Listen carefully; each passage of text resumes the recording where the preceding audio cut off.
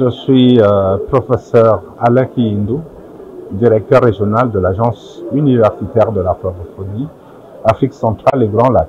L'Agence universitaire de la francophonie est une organisation internationale, une association internationale qui regroupe plus de 1000 universités et qui existe depuis plus de 60 ans.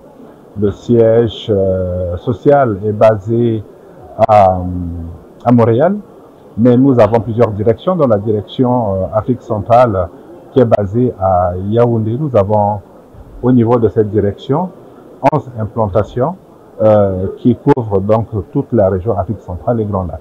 L'Agence universitaire de la francophonie intervient dans l'accompagnement des universités et d'autres établissements membres dans un certain nombre de domaines, notamment l'employabilité des jeunes, la valorisation de la recherche, la mise en place des partenariats, l'innovation, le réseautage et surtout le numérique. Et il était donc intéressant pour nous de venir participer à ce salon OSIAN, qui est le plus grand salon d'Afrique centrale dans le domaine du numérique, pour pouvoir montrer ce que nous faisons en tant qu'agence universitaire de la francophonie, puisque ce salon a été l'occasion d'organiser un atelier organisé par l'Agence universitaire de la francophonie sur la question de l'intelligence artificielle, mais adaptée à la santé, dans le domaine de la santé.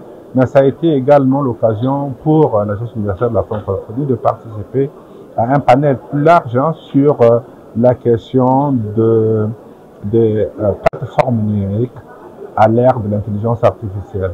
Vous savez qu'il y a beaucoup de plateformes numériques qui existent, qui font partie de notre vie quotidienne et qui aujourd'hui posent un certain nombre de problèmes parce que ces plateformes prennent des données des utilisateurs de ces plateformes sans qu'on en soit au courant, ce qui leur permet de faire du profilage. Et donc, ce sont des questions qui méritent d'être réfléchies, d'être questionnées, parce qu'il y a de véritables enjeux, notamment quand on est africain et qu'on sait que ces plateformes sont pour la plupart des plateformes américaines, chinoises, voire françaises. Disposons aussi des formations ouvertes à distance qui sont basées à Tunis. Même dans cet espace, vous pouvez aller suivre des cours des universités étrangères et avoir un diplôme, par exemple, de l'Université de Lille en étant à Brazzaville.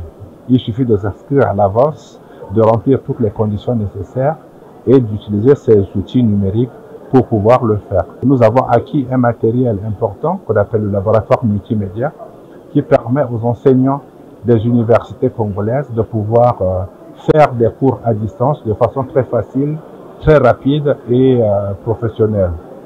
Enfin, nous avons beaucoup d'initiatives dans le domaine de l'employabilité des jeunes, puisque nous sommes à l'initiative du statut national de l'étudiant entrepreneur qui a été adopté au Congo-Brazzaville, où nous avons également mis en place un pôle d'employabilité qui permet de suivre des personnes sélectionnées en fonction de leur projet professionnel.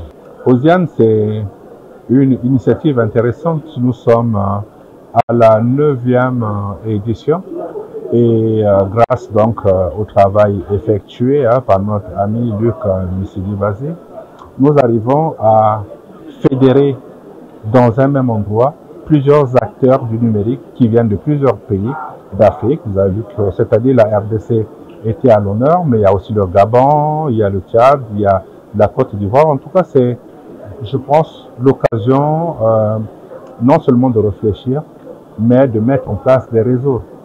Nous avons beaucoup insisté ici sur la question de mutualisation des ressources. Je crois qu'on a besoin aujourd'hui de travailler de façon collégiale et c'est en se mettant ensemble dans des endroits comme ceux-ci, en réfléchissant ensemble, en trouvant des solutions ensemble, qu'on peut arriver à les mettre en œuvre de façon collégiale, comme je l'ai dit tout à l'heure. L'Agence universitaire de la francophonie a un rôle majeur, voire important, à jouer dans le développement du numérique, dans l'appropriation du numérique, non simplement au niveau de la formation que nous faisons, mais aussi au niveau des micro-projets ou des projets que nous accompagnons.